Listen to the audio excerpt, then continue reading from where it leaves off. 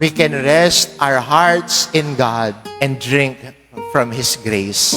Grasya niyang nagbibigay pag-asa sa atin na magpatuloy na manalig, patuloy na umasa, patuloy na kumapit kay Jesus. At yan ay nagsisimula sa paghuhubog ng puso natin. Na ang ating puso ay maging katulad ng puso ng Poong Nazareno. Mapagmahal, may pag-asa sa Kanya, may malasakit sa kapwa, at higit sa lahat, ang mas binibigyang diin ang pagbabago sana ng puso natin. Ang mataimtim na pagsunod natin sa Kanyang salita, ang mataimtim nating pagsunod sa Kanyang halimbawa. Yan ang tunay na deboto ng Poong Nazareno. At ang deboto niya, tinatanggap niya sa Kanyang tahanan, pinalalakas ng Kanyang grasya, pinalalakad ng puno ng pag-asa. Amen.